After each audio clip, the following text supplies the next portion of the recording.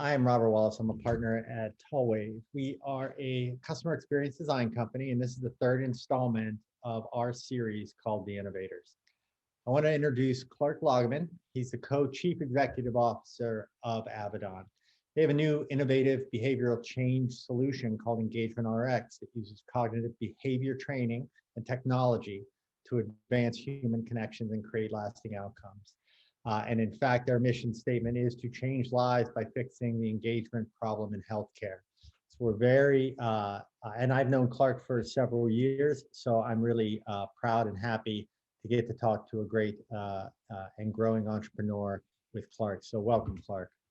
Thanks for having me. Excited. No problem. Thanks so much for taking the time to speak to us today. You've had a pretty interesting and inspiring professional journey. So why don't we start at the beginning, or maybe not the beginning, but tell us a little bit about how you started your career. And I loved in your LinkedIn profile that you climbed a corporate mountain and then you jumped off into an entrepreneurial world. And that's most of the time that I've known you. So tell us a little bit more about how you made that leap from your previous roles as in marketing and sales into entrepreneurship. Yeah, I think the story is probably like you've heard many times consistently across many entrepreneurs is I wasn't that great in school. I didn't know what I was going to do, but I graduated college and I'm like, now what?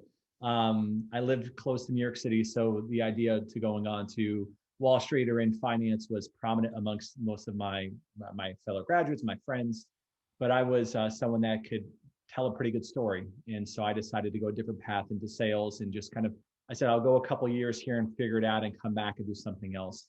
But I started getting into sales and interacting with people and really learning where problems are and leveraging a set of solutions that would enable them to solve a problem that they had for their business. So I spent a couple of years at a company called ADP, a payroll company, arguably one of the best entry-level sales kind of positions and trainings you can go through.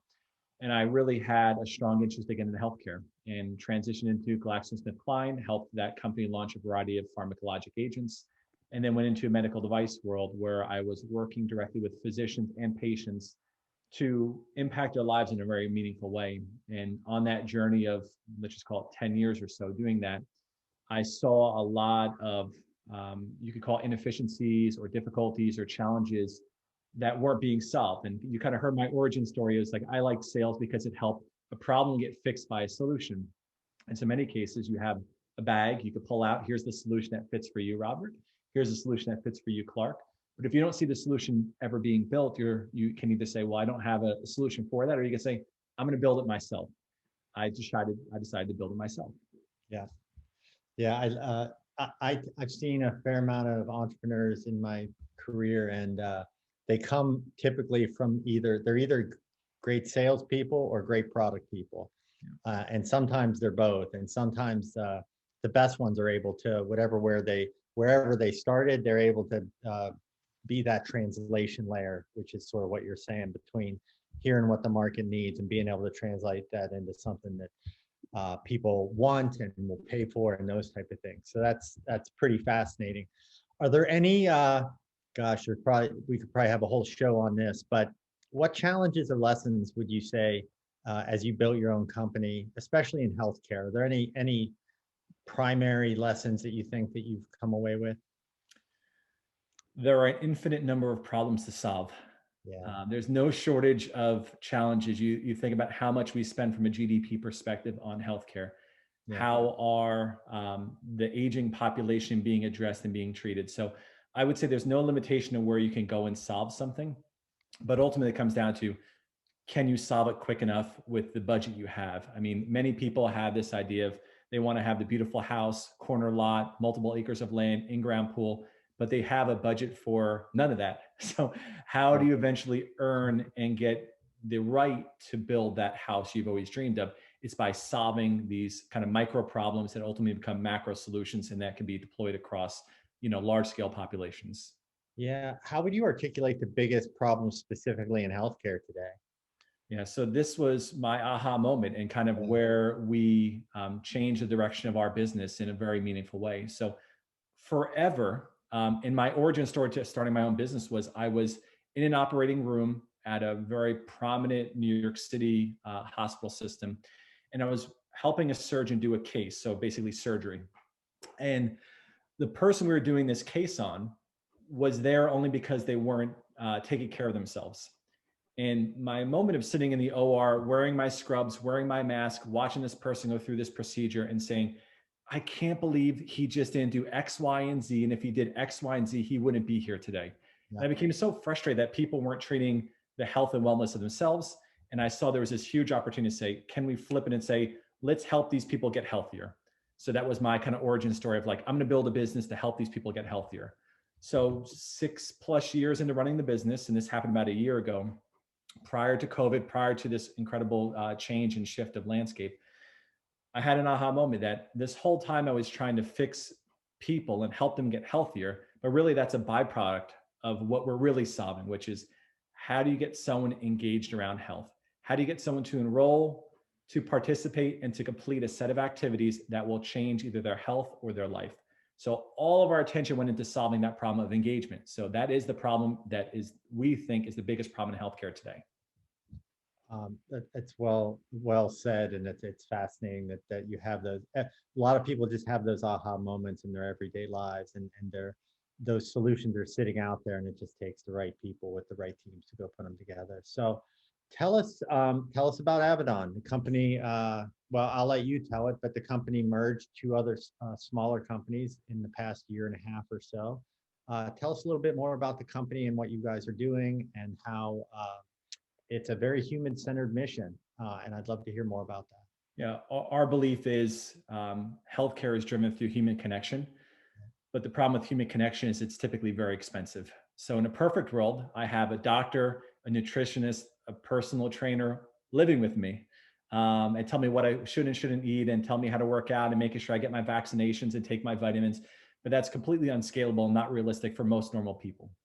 So we had this belief in our business. We spent 5-6 years doing health coaching. So one-on-one interactions with people all across the country, and identified certain trends that we recognize are consistent trends that people need to work with. And we sought out a digital solution, a company based in the West Coast that had an incredible cognitive behavioral training process and video courses to support a coaching methodology. So we said 1 + 1 probably doesn't equal 2, but 1 + 1 = 3. So it took those two pieces of human-centered, coach-driven, and layering in enablement technologies to make the coaches more successful and effective, but also, which is really, we think, a huge differentiator, is empowering technology that has a human-centered focus and a human-first approach. So most organizations, they're driven by our technologists, they're creating, but we're saying we're having our coaches and our care teams and our clinicians say, here's all the things people need. Technical team engineers build it now, so it feels like it's really, you're interacting with one person. Yeah, I think there are a lot of solutions in and around that space, but you really seem to be trying to have more empathy for what people are facing and understanding that connection. It seems to be more about the combining of the true people, not just automated people and bots, but real people and the technology, and trying to figure out where that happy ground is, because it seems that neither one are necessarily on their own fixing the problem. Yeah, I mean, changing unhealthy behavior is hard. Yeah. Most people are going to fail. The most ambitious, driven individuals are not always achieving what they hope for in their health and in their wellness. So the belief behind it is that there aren't great solutions that we've identified that are solving that problem. There are great solutions that have assets that could solve that problem. The problem is, Robert, as I said, problem 6 times in a row, is that they're not being used. Like there is no engagement, there's no acceleration on top of that. And you can't just do text message and emails because it doesn't feel natural. It doesn't feel like a person, doesn't have this connection. So we've been able to incorporate that human connection into all of those steps that we were already taking. Yeah, I have at least 3 health and wellness apps on my phone right now, and I don't use any of them. But I do track certain things, and I do answer when my human trainer comes and yells at me. That I pay attention to. So I get Accountability is incredibly important. Yeah, you need it. Yeah, for sure. So tell us, tell us about your business and how it's structured. Who do you sell to? Tell us a little bit more about the business model. Yeah, so we are an enablement solution or technology for third parties. So we look to say, where are people trying to interact or engage with a large population, and how can we make it run better, faster, stronger, longer? Mhm. So primarily you think of the BUCAs, the Blues, United, Cignas. They have a large number of members that interact with them for health and wellness. Can we make their solutions run better? The answer is, of course we can. We have incredible data and case studies, third party validated, that can demonstrate that we have efficacy in creating more meaningful change. And then you just go down the line of where people interact with health. So hospital systems and healthcare providers is another incredible vertical for us, where we're seeing huge shifts. Prior to COVID, people weren't talking like this virtual coaching.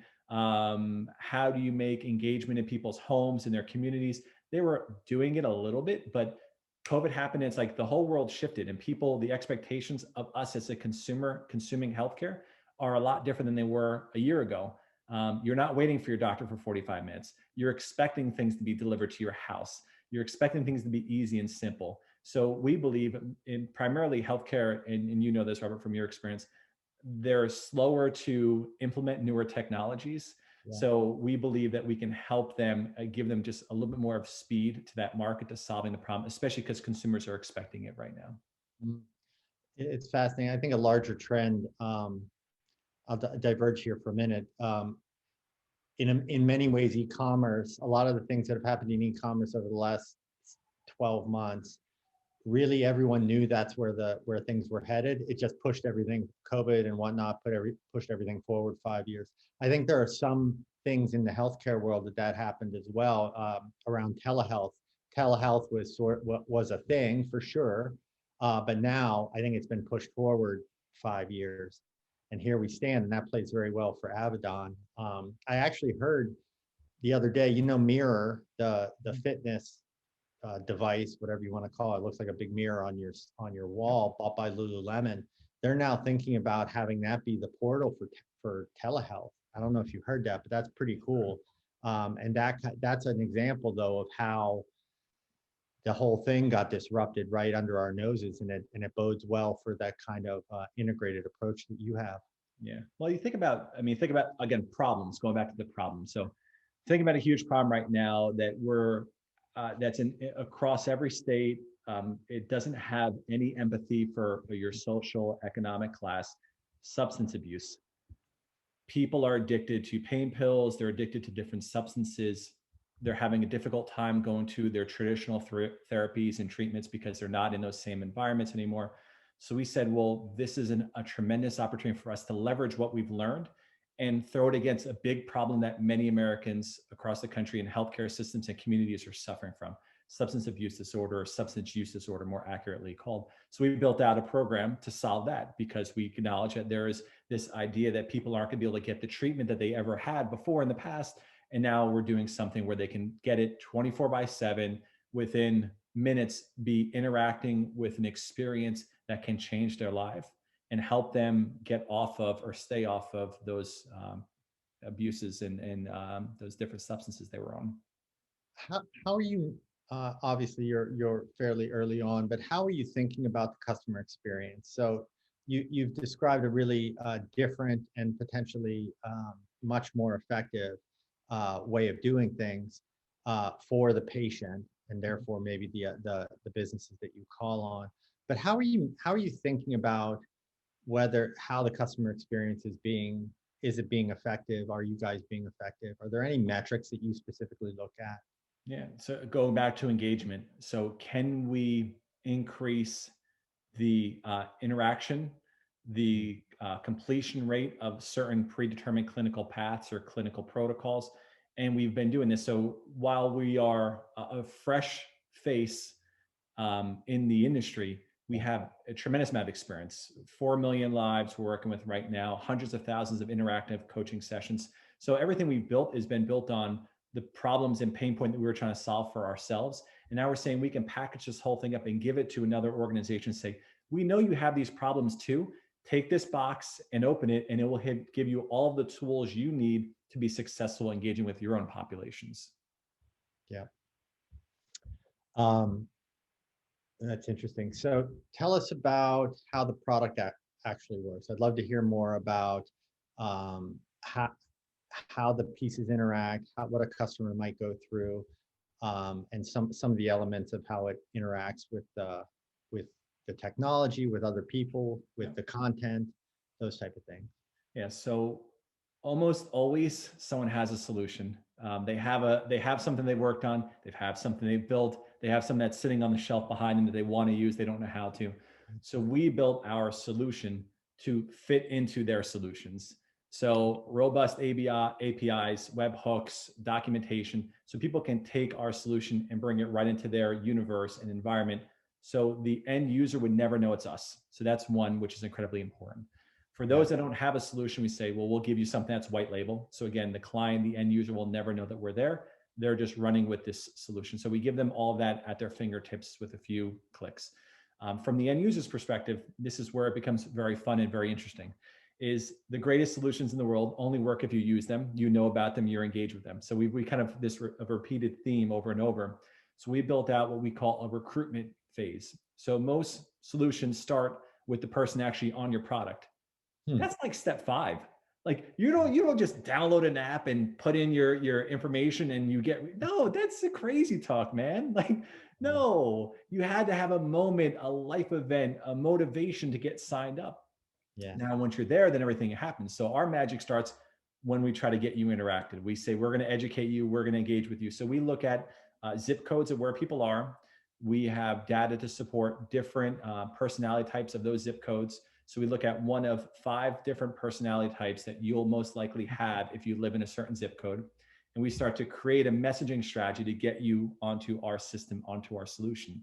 Come on the solution, you verify our assumptions were correct, and then your experience begins. So some personalities say, I want to tell you everything about me. I'm going to give you my life story. Other people say, no, thank you. Just give me what I need. Give me my answer. So as you're interacting, the solution evolves and shows you things that are more relevant for your personality type.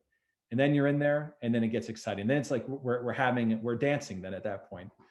So then it's interactive content relevant to your health risks, holding you accountable and making sure we use this is very important cognitive behavioral training to get you to actually influence your activities long term.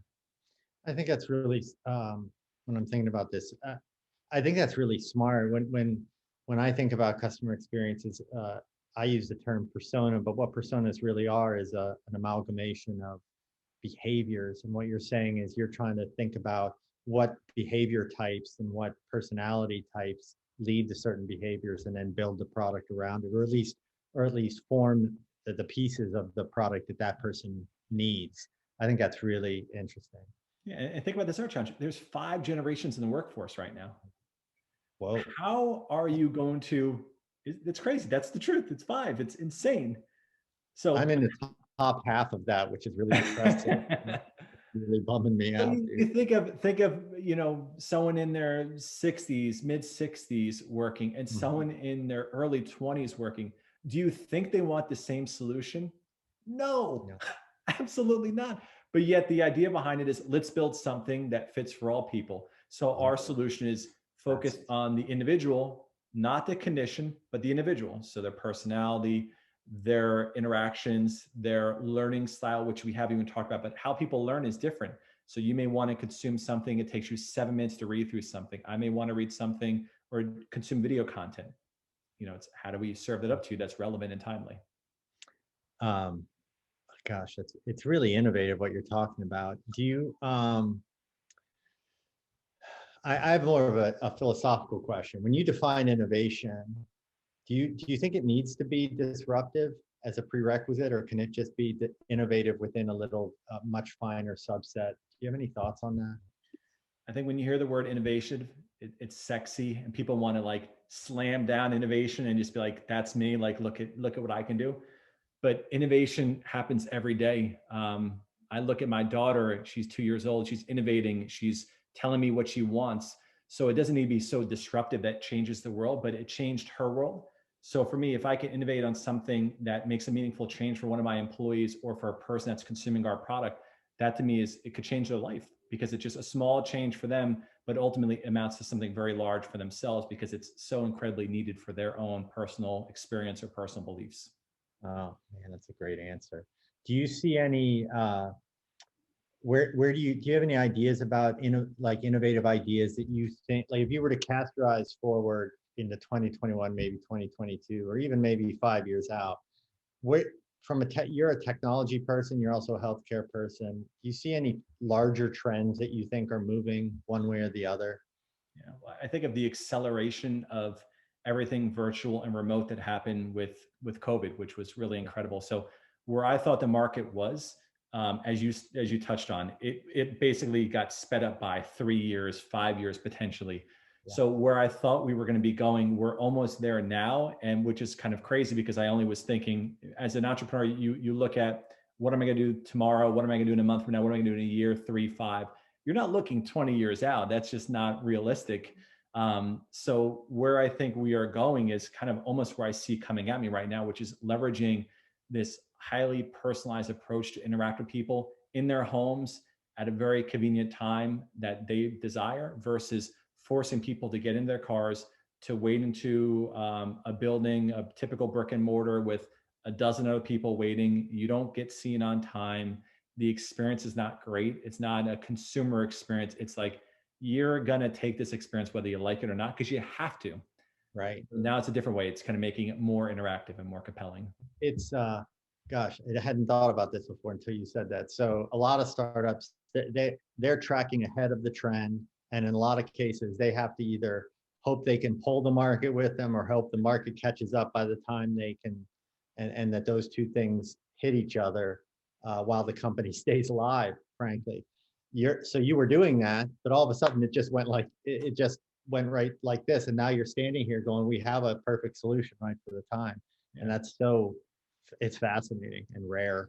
Yeah. It's just great, really It cool. was, I mean, I think of before us going out and acquiring the company in the West Coast, we just saw white space. We're like, this is where it's coming, and we started pulling it together. And then as COVID happened, it came almost too fast for where we thought opportunities were going to be, which is a good thing to have. And now it's a matter of how do we translate our story so it's compelling to the budget holder that is making that decision, that has some sort of solutions or budget in place that they're deploying against this problem that isn't getting better.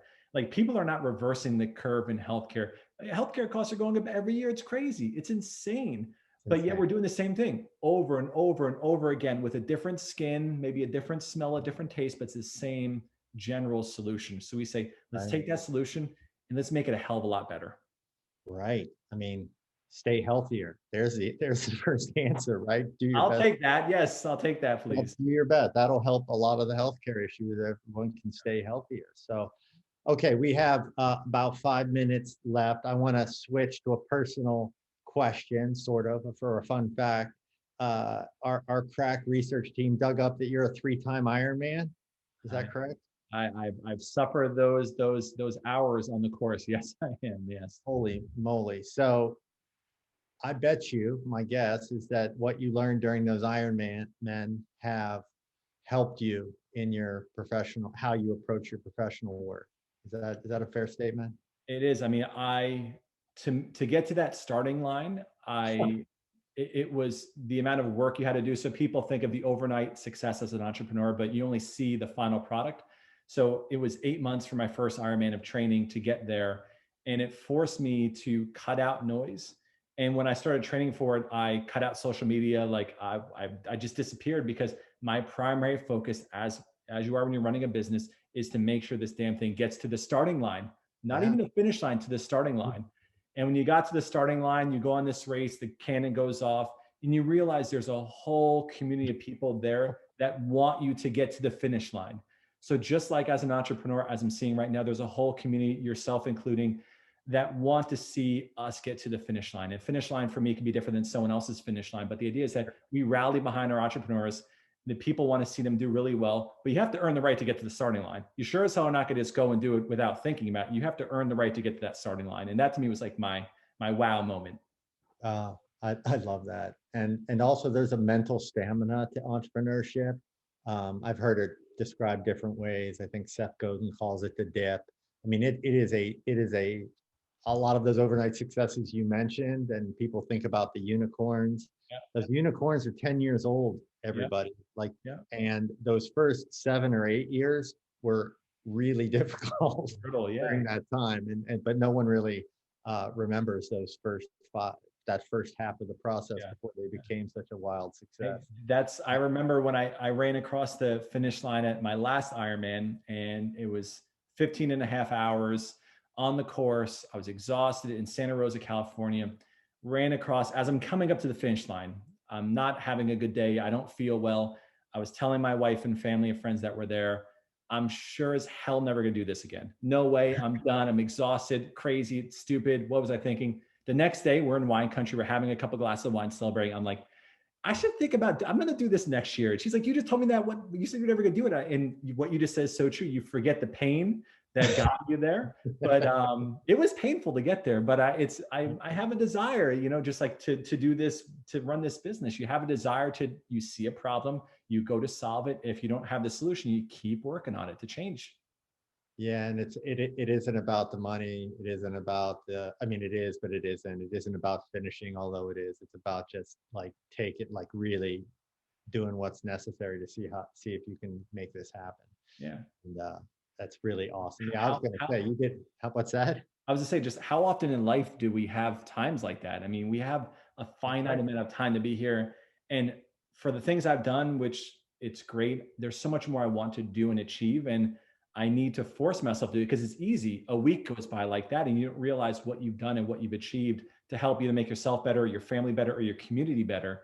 I want to make sure that I'm doing that. And this business that we are doing right now is going to change the way people interact with healthcare in a very meaningful way. It absolutely is. And I think that's one of the silver linings of us all being locked down a little bit this last year. It forced us to really pay attention to what we probably should have been paying attention to in the first place, whether that be business or personal or family, you name it. Anyway, well, we're about up on time. I want to thank you, Clark. I always like talking to you. I'm grateful. I've gotten to know you over the years and seen you on your entrepreneurial journey. And this was great for me just to learn a little bit more about you personally and a little bit more about Avidon from an angle that I hadn't thought about before. So I know how busy you are, but I want to thank you for taking the time today. Anytime. I appreciate the opportunity to share the story. And thanks for all the work you do for entrepreneurs like me and other entrepreneurs across the country. We appreciate it. Appreciate that.